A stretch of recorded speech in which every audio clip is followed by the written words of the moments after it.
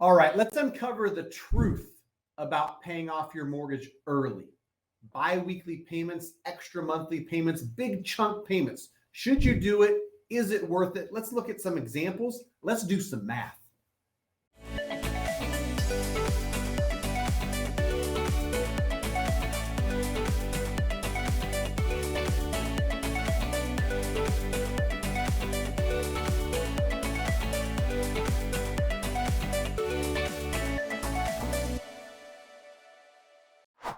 All right, Matt the Mortgage Guy, residential mortgage broker licensed across the country, powered by U Mortgage. If you want to connect me and my team, it's easy. Go to greatmortgagebroker.com, link down below in the comments.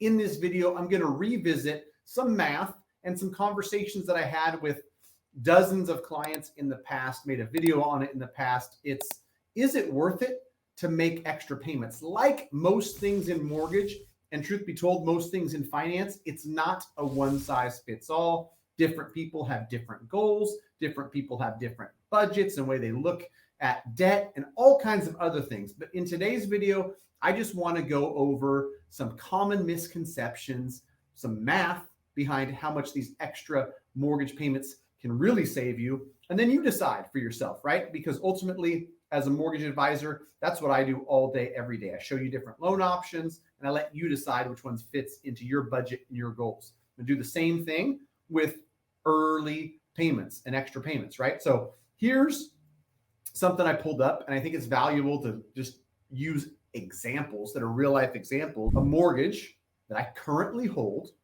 investment property, and Mr. Cooper is the servicer on this. Wouldn't recommend them to get the mortgage, but they do a good job servicing. They've got this little payoff calculator where you can go in there and you can just plug in, if I paid an extra $100 per month and started doing that, what would happen? Well, you'd pay off your loan 39 months early. That's pretty cool. And you'd save $16,346 in interest. I'm not sure on this specific one. I think I owe something in the neighborhood of 250 grand.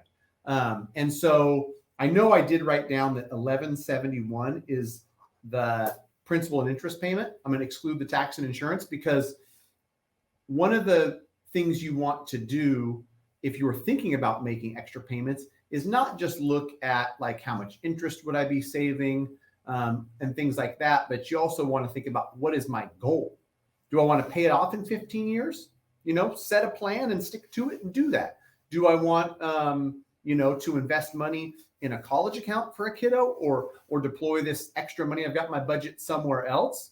If you plan, you're likely to win. If you just let the month and the wind control where your money goes, well, most likely it's not coming home. It's going to blow away in the wind. And one thing I want to recommend to folks is, if you're aggressively paying this, and let's just say, I know some people that are just like, I want to pay this thing off, and you told yourself, I'm going to pay $500 additional per month. Great, fantastic plan. You're going to pay it off 130 months early, so 11 years early. And you'll have a free and clear place by August of 2039. Do not do this if by paying the $500 in additional monthly principal payments. Another hot tip, make sure that when you're making your payments, you specify that it's going towards principal. Most companies are good about it, but I've heard of some of the big banks applying it to future payments, or applying it to an escrow account, some other reserve account where it doesn't get applied to principal. Defeats the whole point, right? But don't do this. Don't aggressively pay this off while you're also adding credit card debt somewhere else. The biggest bang for your buck before any of this mortgage stuff is always going to be, make sure you're completely debt-free in other areas where the interest rate is likely higher. Credit cards, car notes, student loans. If they're 6%, 8%, 12%, 16%, and you carry a balance there, yet you're paying $500 additional on this that's at 375, 4.25, 499, wherever this mortgage is at, then you're doing yourself a disservice, and you're stretching yourself to save $800 here, but spend $1,000 more over there. Doesn't make a lot of sense. One thing for me that, if you're looking at investment properties specifically, right?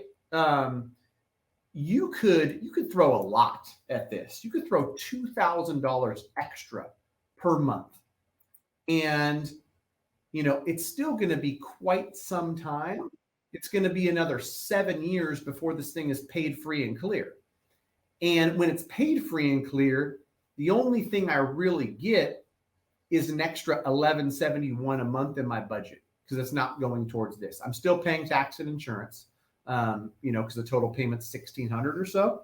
I'm just not paying that $1,171 in principal and interest. And so, do I want to pay that $2,000 a month over the next, 7.5 years? Let's call that 90 months. Or is there somewhere where I might be able to put $2,000 this month? I can earn 5% on my money. And if I had 7 years, this is tough to do on a different, come on, baby, 7. All right. And then deposit $2,000 monthly. You did that for that amount of time. Maybe, just maybe, having that money compound in an investment account would be better. And I think what some people have done, and I won't do the full shebang here, where, with interest, this is accrued like $220,000 over here. You fund this investment $2,000 a month and let it build. And then if it gets to this point of 220 in 7 years, the balance on my loan is probably going to be something like $160,000. Pay that off and then have $60,000 left over. So it's not always just plug as much as possible into your mortgage, because a lot of scenarios could be better for you.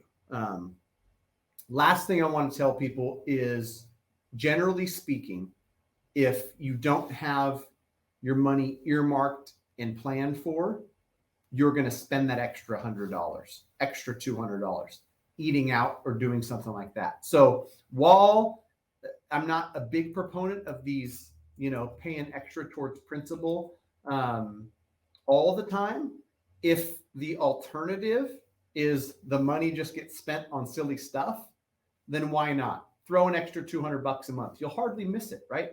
And you'll pay this thing off 69 months early. And by September 2044, you can retire, not having this mortgage payment, just letting all of the rents come in, and you enjoy luxury vacations, whatever the case may be. So I don't know. Hopefully that was helpful. One last thing. Like I said, $1,171 is the principal and interest payment on this.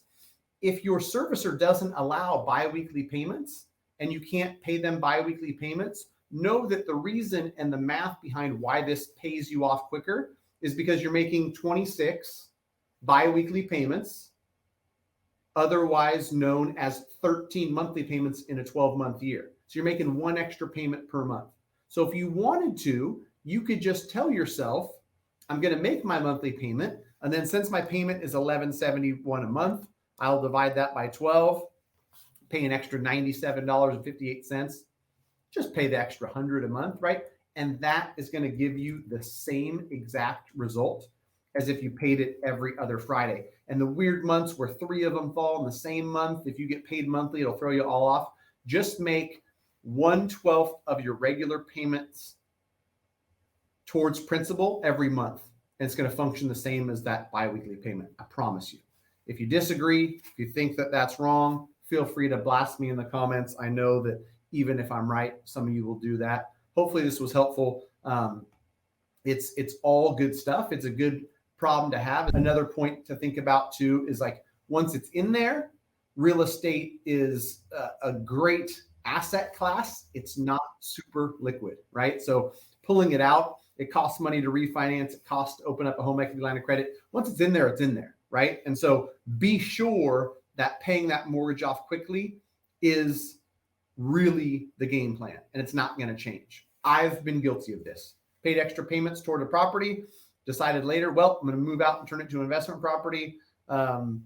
Didn't really need to or want to do that. I even, in a whole nother story, paid extra payments towards a second mortgage that got wiped away when we went through some treacherous times in 2009. But anyhow, that's that. Hopefully this was helpful. Let me know if you have any questions. If I want to make a follow-up to this, answering anybody's specific questions. It's a fun one. It's a fun one to think about and go through the math on. Thanks for watching. If you enjoyed this, consider subscribing to the channel. There's 700 plus videos here, and here. Check them out.